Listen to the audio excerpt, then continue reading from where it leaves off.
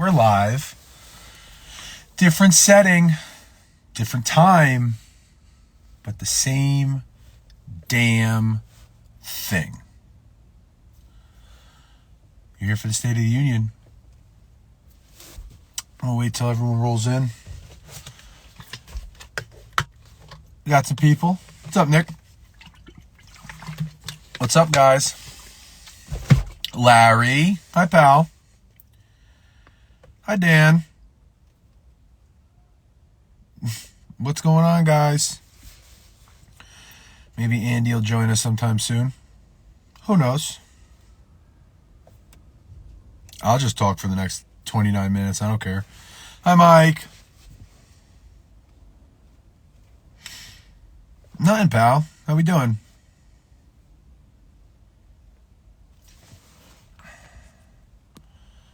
Volume's up. Larry, can you guys hear me? Can you hear me? Change of scenery. Gotta check the audio. Ken, sir. What up?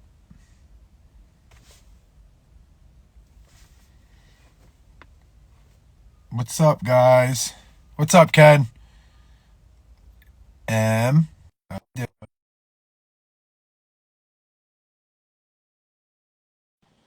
Where's Andy? Maybe. Come on, pal.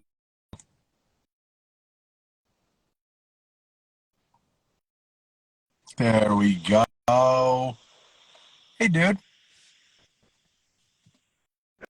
No, huh?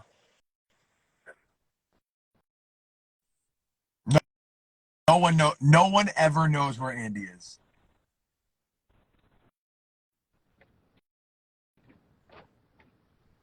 Hi, pal. Hey, bud. How we doing? We're in here. We're here. How's your Monday? Full effect. Full effect. Good. How's your Monday? Good. Good Monday. We like to hear. So we like to hear. We will welcome. Oh, sunglasses. There it is. Aaron stole mine. I have no idea where those are. They're gone. You can have these. I don't wear them anymore. Oh, I just had to nice. I had to put my thing down, and they were gonna fall off. Aha. Sunny out. It's always sunny in Sebring, Florida. Yeah, I know. No, that's not the case in Bergen County, New Jersey. Hi, Drew. What's up, Drew? What's up, Mikey? What's up, guys? Thank you, everyone, for being here. The 18th episode, 18th of the State of the Union. The State of the Union, sponsored by the Go Hard Barbell, the BCB Systems, Bergen County Barbell, and Wicked Wolf Beer Co. Here. Very nice. Squats looked good yesterday, bud. Thank you. Not mine. I'm going to squat tonight. 7 bills. Your squats looked good. 7 bills plus the change, so we'll see. Good. That's good. I need to start getting good creeping those. I need to start getting those variations over 1,000 every week if I want to squat a grand. Yep. Yep. That was always the goal. When I was trying to squat 11, the goal was to always be above 11. Was to be in that 12, that low 12 range. Yeah. We never saw like a direct number carryover. I know like some people say if you can do blah, blah, blah, you can squat, this. I don't take that. I don't use that with AR. Yeah, I mean, I think there's a definite correlation to circuit max. 100%. What you can do in briefs to a box. Because it's I think if you can go 550 in briefs to a box clean versus a purple, a blue, and a green, I think you're ready to squat 1,000 or make a run at it. What was it? Red? You said red, purple, what? No. Green, purple, and blue. Green, purple, blue. So what's that? Large, medium, strong? Or light, Yeah. medium, strong? Yep. That's 1,000 at the top and just briefs. So. Okay. With a lot of band tension. I mean, that's a lot With of a lot band of band tension, right. That's about 50-50. 450 is a lot of band tension. Oh, yeah. 100%. We've said that I say that all the time, that bands, in my opinion, bands are way easier than chain. At least squatting wise. So 300 pounds of band is a lot harder in my opinion than 300 pounds of chain. Yeah. But I will say benching harder with chain and deadlifting harder with chain, in my opinion. See, I don't have a setup where I pull versus chains a lot. I like to pull versus chains more. The only time I really did it was when you had me doing it. I probably need to do it a little bit more, but see, I need to get. I've gotten so far away from it that I realized that like 200 pounds of chain, in my opinion, kind of feels like 300 low 300s in band. And I don't know. No, go ahead. I've done so little of the chains on deadlift that I just don't have a great answer for you. I know. I mean, you had me pull I think I pulled 6 and 250 chain off a 1-inch mat or something. But I mean, it's just chains were all over the place. They were on the floor. That's the only problem. There's 2 issues that I find with pulling versus chain. The first is if you put the chain in the middle of the bar, you can't slack it. There's no slack. There's no slack. So and maybe that's the reason why I feel like pulling with chain is harder, because you're almost like pulling on a straight bar, a power bar. Makes sense. Right. So. But if you put it at the end, then they unload unevenly. Right. Right. So and they have like, you see people come out with all those things like to hook the chains up to, but I've never really found one that I liked or one that I would even use. Yeah. So what I've been doing, nice. That's the one that comes off the end, right? Well, they have one that's like a rod, and it goes up to give you a little bit of room. Interesting. But I've never. It's like a collar you put on the bar. Yeah. So. Yeah, I've only seen that one. Yeah. But what I've been doing as of recently, at least for this cycle, for the people on the team, was I've been doing bands and chains to pull. Really? Yeah. So I did. They're doing a 3-week wave this week. So like, for example, Chrissy did. First week was a monster mini and like 80 in chain. And then the next week she did a light and 100 in chain. And this week will be 120 in chain and a light and a monster mini and a light. Mini and a monster and a light. So increasing the chain, 1 chain a week, and increasing the band, 1 band a week. That's good. So, I like that. So we'll see how that goes. I'm gonna have them run that back for another cycle, starting a little bit higher, with a little bit more band at the start for this one. But I kind of like it. I like the difference in feel between bands and chains to pull against. Yeah. I mean, they definitely. The change is like it feels heavy at the beginning, and then the bands is like it feels heavy at the So I think the reason is because unlike the band, it's actual weight. Like it actually weighs weight. It's not just tension, right? So I think that's probably why. And then I also think that with the chain, you're gonna feel that weight sooner. Yeah. Well, no. Yeah, that's what I was saying. Like you definitely like, especially if it's in the middle, like it's on you from the beginning, and then the band's like you get the bar moving, and then you're like, oh, there it is. Right when the band tension hits. That's why against a lot of band tensions hard because it just hops on you all at once. Exactly. Like and especially if you're someone who's taller like you are, right? Like once that shit hits your knee, you're talking like a huge jump in band tension. There'll be some times where I feel like I lock it out and then the bands pull me to unlock it. Like it's incredible. It's like my knees lock and then they unlock. So. Right. The one thing I will say, just for anyone that's gonna actually listen and pull with chains, is there you go, is to make sure that when you're locked out, there's chain like off the floor, right? So you don't want to be locked out with all of your chains still on the floor because you've defeated the purpose of deadlifting versus chain. Yeah. Right. So apparently you're short. Someone thinks you're short. Cody's rack height's 24, so everybody's short. You got any questions, pal? I'm questionless. You got any? I got one for you, and then maybe we'll take a audience question. Let's do it. So 9 minutes. If you're listening, and if you got some questions, put them in the chat, and we'll take the best one. The only question, or the only question that was worth answering really, had to do with, again, programming, because I feel like we get asked this question a lot. And the question was, how often are you taking anything with a straight bar? How do we add in a straight bar? The question was phrased was, how often are you actually using a straight bar? Assuming squats, correct?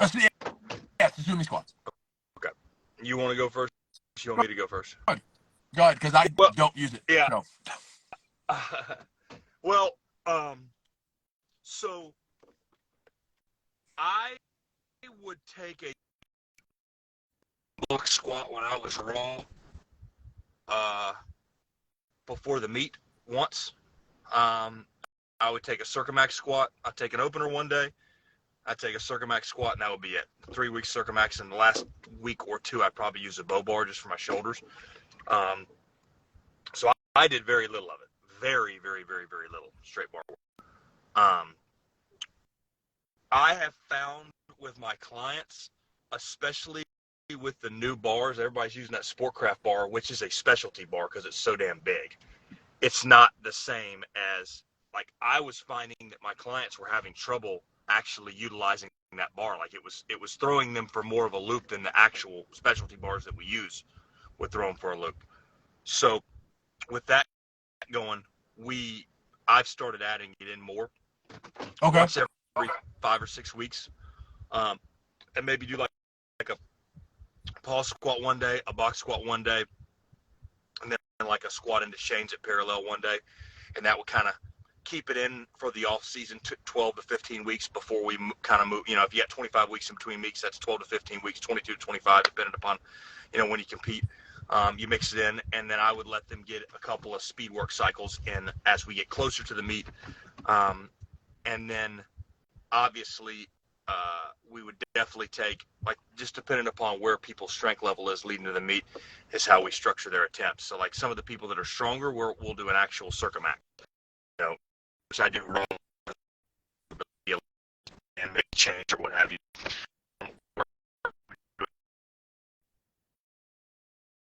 I got nothing. I can't hear a word you're saying, pal. Can you hear me? I can now. Got me now? Yeah, I got you.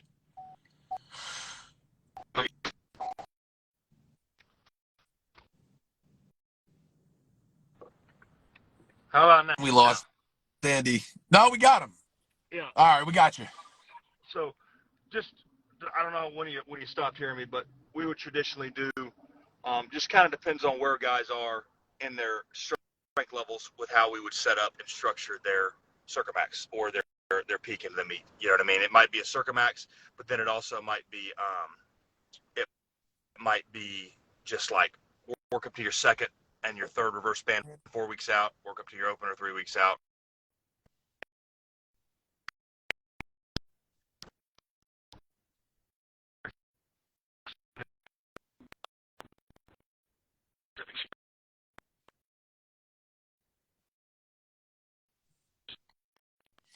I'm gonna assume what you're saying. I'm gonna assume that I know what you're saying because I can't hear you. Nope. Stuff. No, don't got you, bud.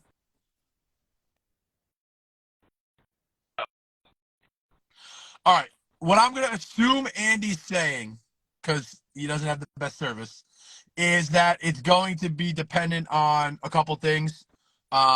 One is how close you are to a meet for Andy, and how comfortable you are strength wise, strength level wise, and your comfortability with the straight bar. Um, you know, I think that Andy programs his straight bar way more than I do.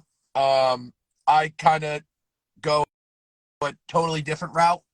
Um, and if I can not use a straight bar my entire year, besides the last 5 weeks before a meet, that's what I would do. And that's what I've done. Moving, I would say probably over the last 2 years, 3 years. 95% of my training is done, and my clients' training is done with specialty bars. Um, you know, the Buffalo bar is a specialty bar. It's not straight, so it's a straight bar. It's a specialty bar. Camber bar, safety bar, spider bar. There's a Mars bar now, right? So there's tons of different bars that we cycle through, and I just don't.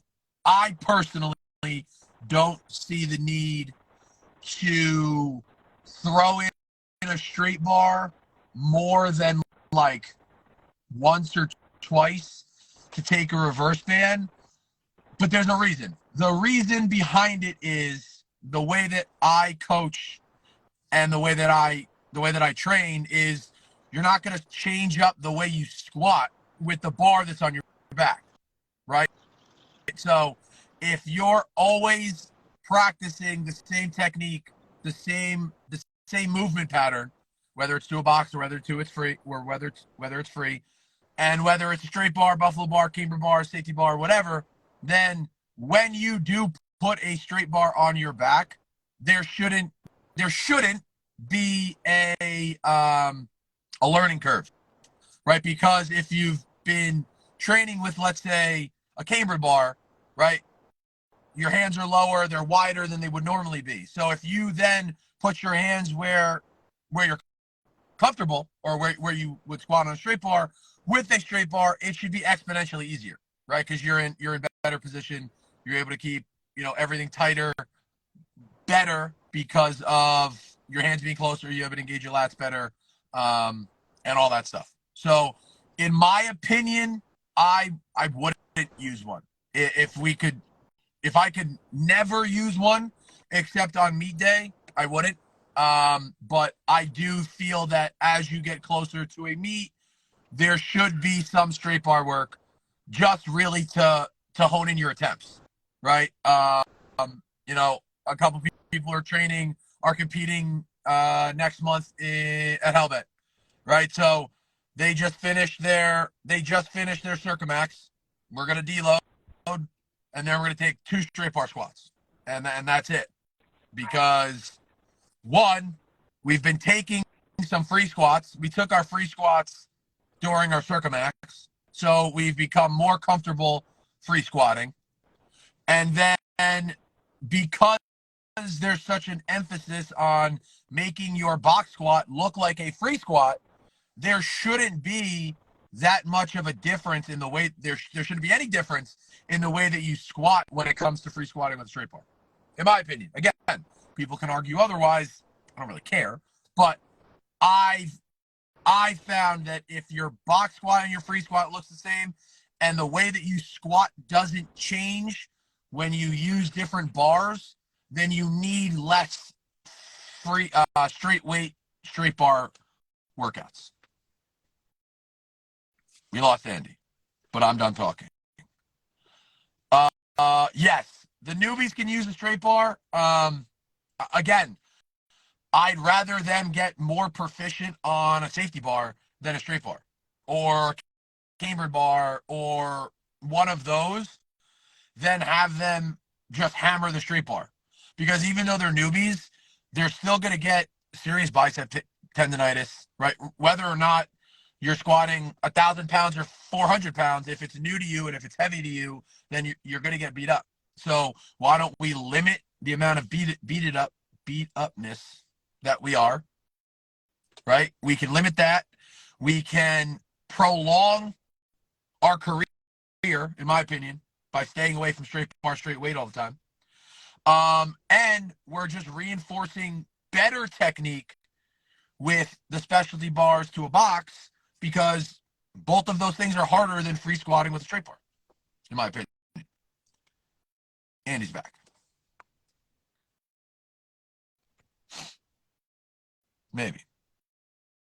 Now he's back. Hi, pal. Hey, buddy. Nice of you to come back. Well, I had to figure a way out to get back in here to where it would work. So we're back. We're good. I just said that, and my real stance on it is, if your squat doesn't change from when you're free squatting, beated upness. That's a word. That's a word, Ken. I made it up, but it's a word. If you're free squat, or if you're box squat with specialty bars, the way you do that doesn't change from when you take a straight bar free squat, then there's less time that you're going to need to work that movement. Got me? Can't hear him. Andy can only go live from his parking spot. frustrating. I'm trying to find here we go. It's all right, pal. I got it on my back. We're good. I'll carry it today. I know. Back's good, bicep isn't. But no, you're 100% right. I mean, Bill, so like I was for years like a non-proponent of straight bar work. I added it in because I noticed that I would feel the least comfortable on meet day than I would otherwise. So my philosophy has just changed for now. But once I feel like I'm really good, much, because I agree with everything that you say. Like, if you're using these specialty bars to keep shoulders healthy and strength, you don't need the time. So I'm putting it in now so I can increase in my.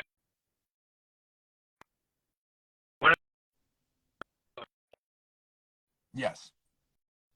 Yes.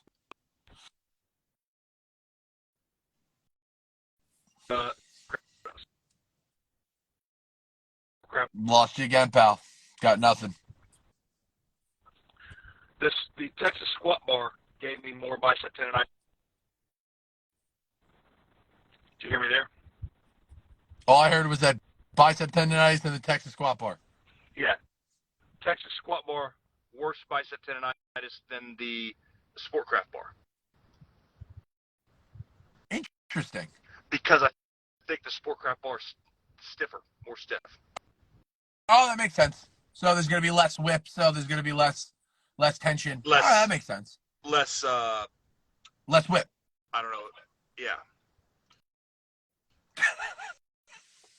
It's Highlands County service, bro.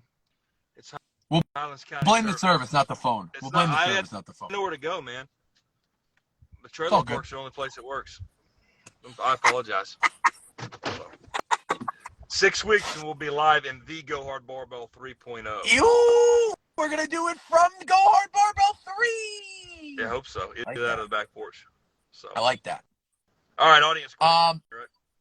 Yeah, we'll take an audience question. Just to pull it close to it, man, I would say as little as you can get away with. As little as you can get away. And I would agree on that. As little as you can get away with. However, but your specific skill on meet day needs to be there. It needs to be there. With the straight bar, you need to put the straight bar in. Right. And kind of piggybacking what I said is, if you're gonna be someone who uses the specialty bars and is a proponent of the specialty bars, you cannot change the way you squat That's right. with a specialty bar. So if you're someone who has a weak mid to upper back and falls forward with the safety bar, you can't change the way you squat just with the safety bar to keep yourself upright, because that's not going to translate when you go to the straight bar and you pull the box, right?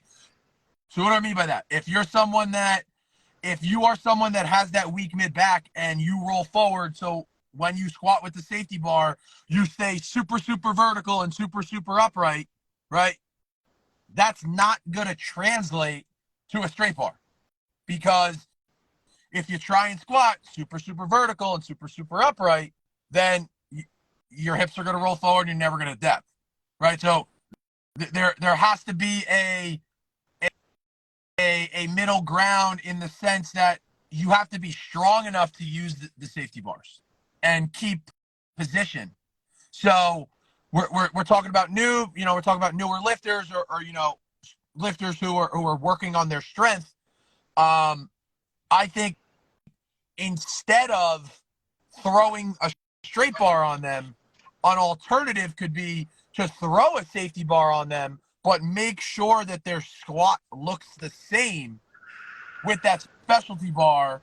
Then, so it's not a huge clusterfuck when it comes time to throw a straight bar on your back. Yeah, the pattern and sequence is the same. Correct. Because Correct. remember, you're trying to use those special bars to build your straight bar squat. Right. Right. So you can't squat with those bars differently than you would with the straight bar, because there's no correlation. Right. So, again, so I mean, the main takeaway would be twofold, really, is use the straight bar as little as you can if you can get away with it. And two, make sure that your squats with these specialty bars look like your squat with the straight bar.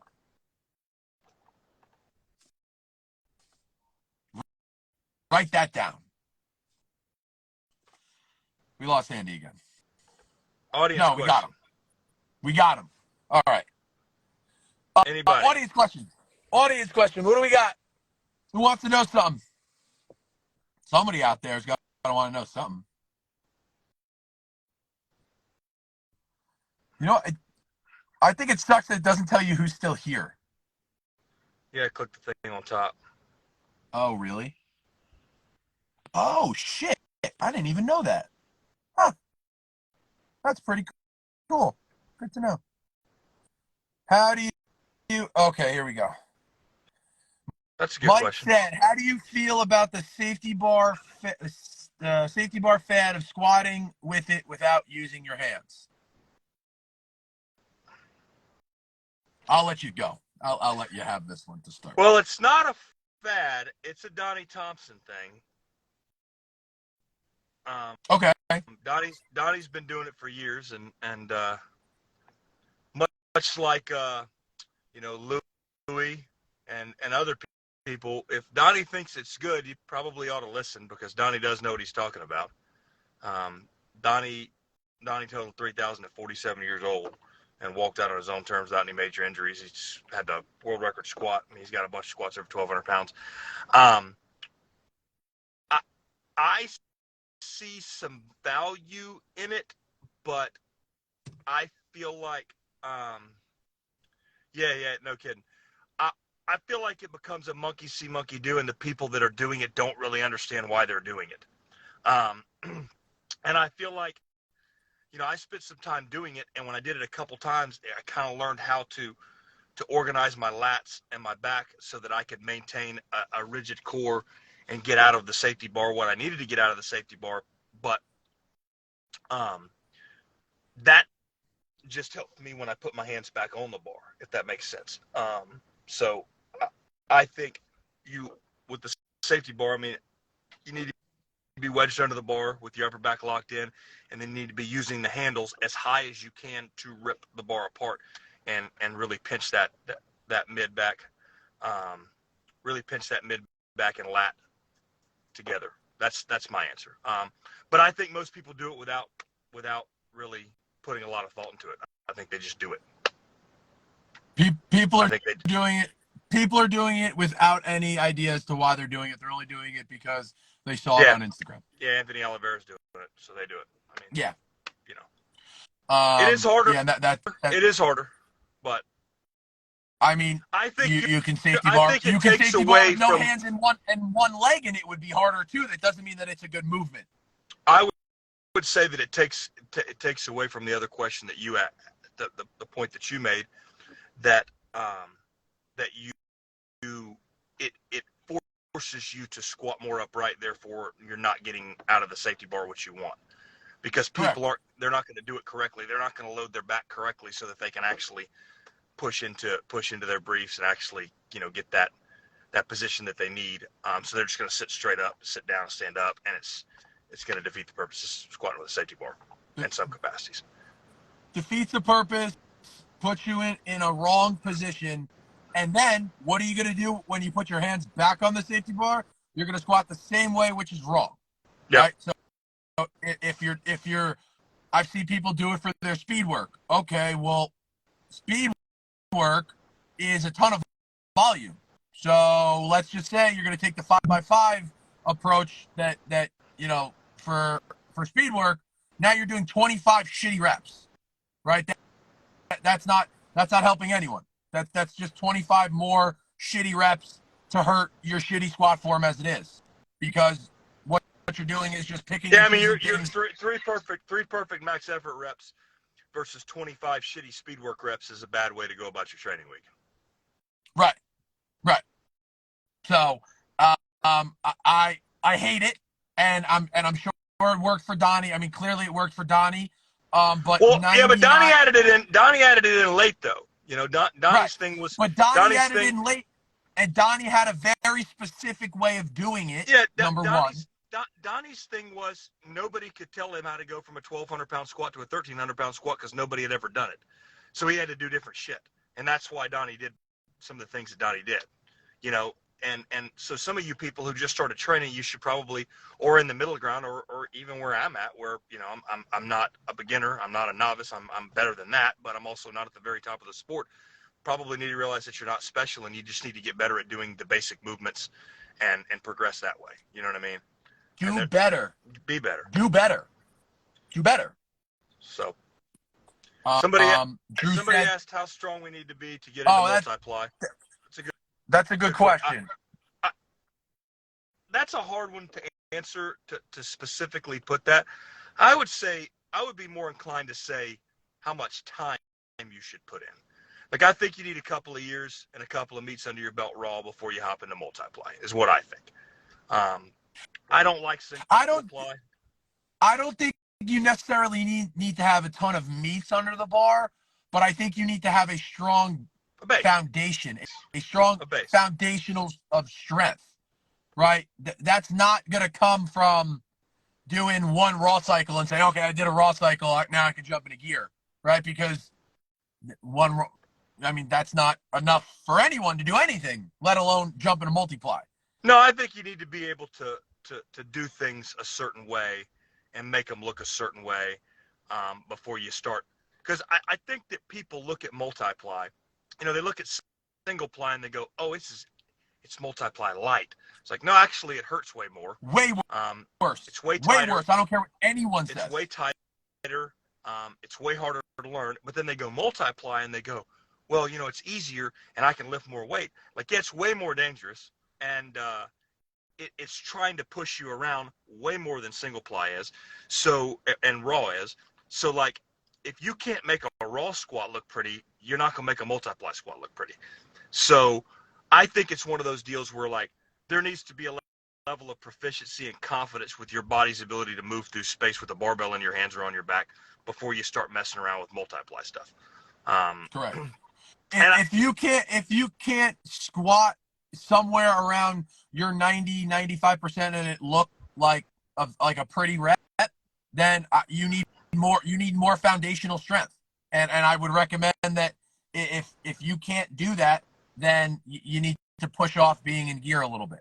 Yeah, and I would say this too. I certainly wish that I had gotten into multiply before I did, but I also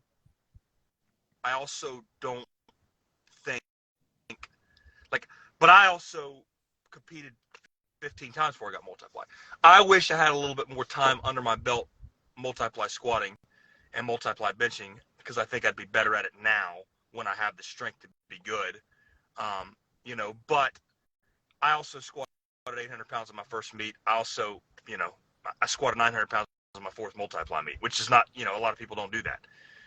Right. So you're not, strength is strength.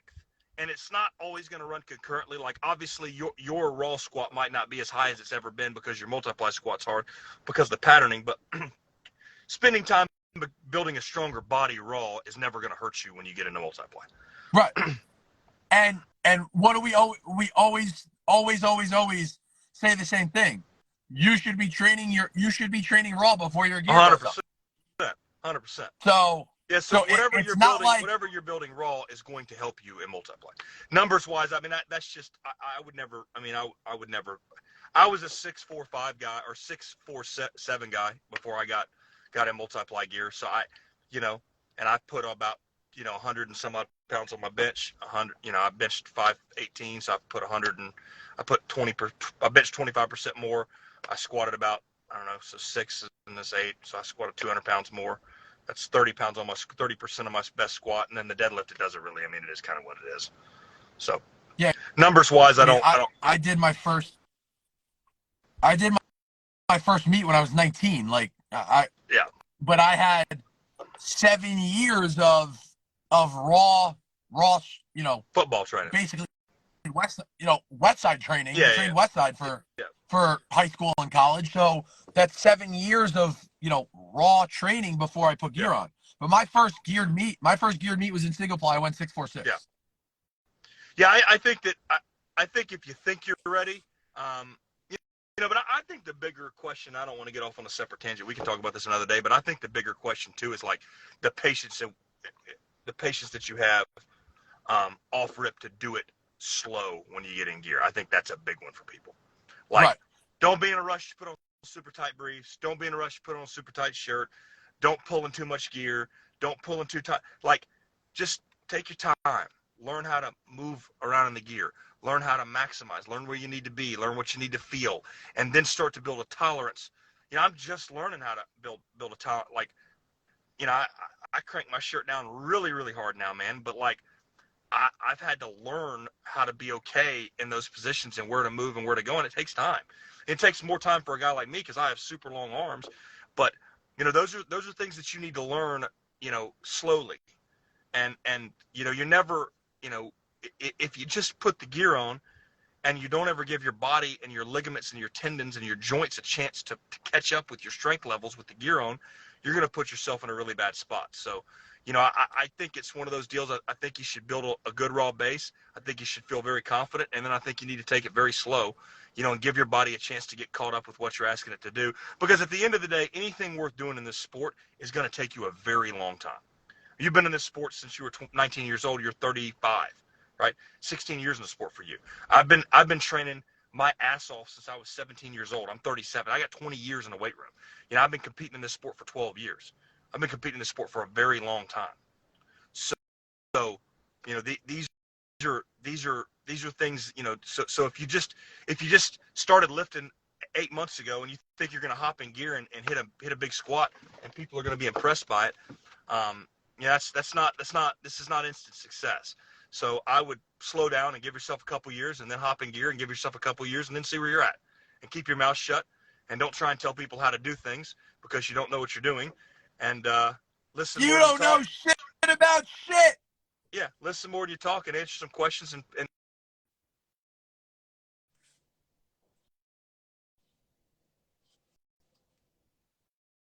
say that last piece again, pal.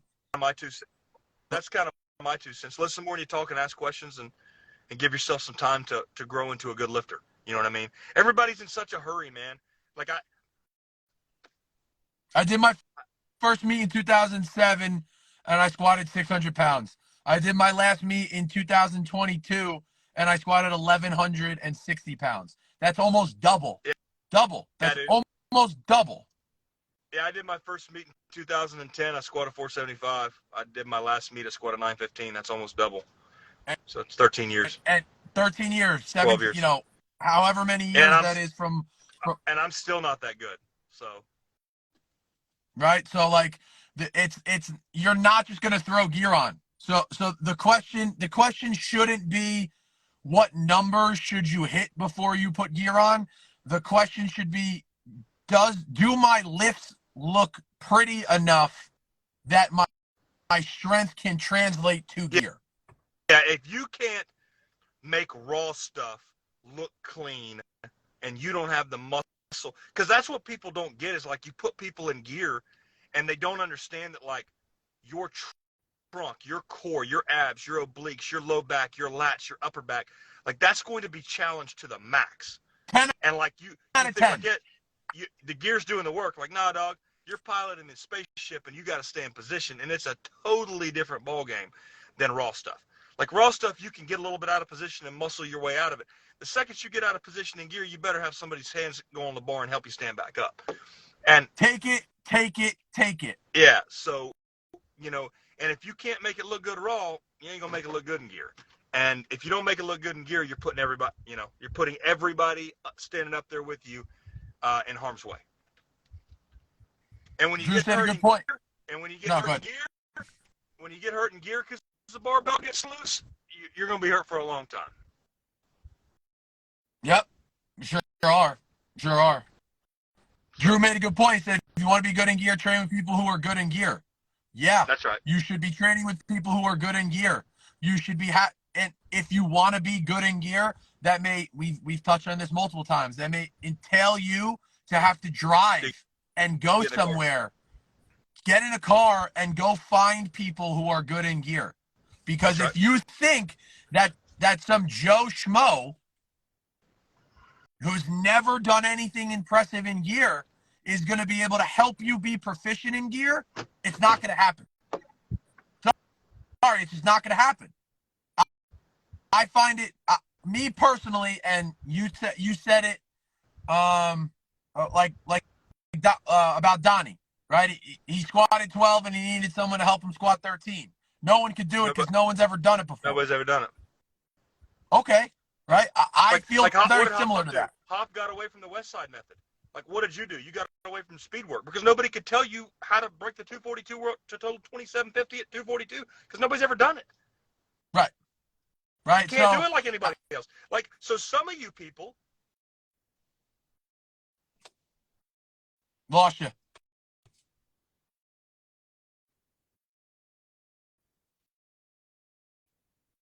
You probably just need to follow the bookmark of people who have been where you want to go. But for a guy like you, I mean, I don't know, man. Like, you can't do it because nobody's ever done that shit. You squat 1160 at 242. Who can teach you how to do that? Nobody, because nobody's ever done it. So that's why they call them world records. If you're not barking up the world record tree, just follow the plan. Follow the plan. And I don't. This is another tangent. We should talk about this another day. But like, you hate speed work, but you also say you hate speed work, having done more speed work than most people that have ever done speed work have done speed work. Have ever done. Right? So you've done more box I'm coming from. I'm not coming from.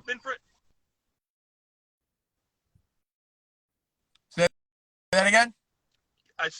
You're not sitting up in an ivory tower. You've done plenty of it, so you can make an educated choice of what you need to do moving forward. Right.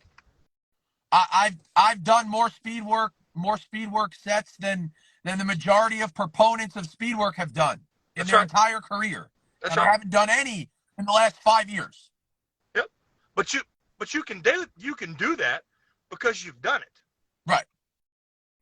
And it helps you get to a certain spot, and then you realize what you needed to get to the next spot and that's obviously working. Right. So, but for the regular person, you don't need to be doing all this crazy shit that you see online. No. Follow. You don't need to be doing plan. what it took David Hoff or Donnie Thompson to go from 2,500 to 3,000. You need to be doing what took them to go from 1,000 to 1,500, 1,500 to 2,000, or 2,000 to 2,500, which is a lot more basic than you think. It's very basic. It's very, very basic. if Get for good the at doing people, basic shit. but here's what it also boils down to. It also boils down to people being too stubborn to reach out to someone who knows what they're talking about. Yeah, but then they also want to do what's cool. Oh, I saw Chris Delafive doing this. I want to do this. Like, well, Chris Delafive's trying to pull 950 to seal off a 3,000-pound unlimited total. You're trying to pull 600 to seal off a 1,900-pound unlimited total. Like, you're not the same animal. Like, I mean, you're my best friend, dude. I don't try and do what you do. I try and do what I need to do to get where I need to go. You know what I mean? And it's like Right. my basis is, I mean, my training is rooted on very basic stuff. It's rooted on the conjugate method, you know, and you know, you and I kind of go back and forth with what I should and shouldn't be doing, but like, you know, I believe in the basics, and when the basics stop working for me, then I'll probably let you tell me what to do. But like right now, I get stronger every you know, I'm getting stronger at a pretty rapid rate, so why would I change? You know what I mean? That's the way that Right. I look at it. No, And your you're gonna deal's do just the like, thing. yeah, I hate speed You're work. gonna I do the hate speed work, things. but your squat looks good, so keep doing what you're doing. So I'm trying some new stuff now in my deadlift. You know, I'm doing some different things in my deadlift. So we'll see what happens. But Yeah. we're No, we're over I we're agree. over time. I mean, we're always overtime. That's We've right. never not been overtime. However, with that being said, Next Monday. thank you for everyone being here. Thank you to our sponsors, Go Hard Barbell, BCB Training And Systems, Wicked Wolf Beard Co. The State of thank you. you to our production manager, Emily. Yep. And Appreciate it. we'll see everyone next week for the State of the Union 20. 19. Oh yeah. My bad. 19. We'll do something special for 20. That's right. All right. Yes, We're good. you will see me. You will see me at the Hellbent meet. Bye, boys and girls. All right, Love Pally. you, Love pal. you.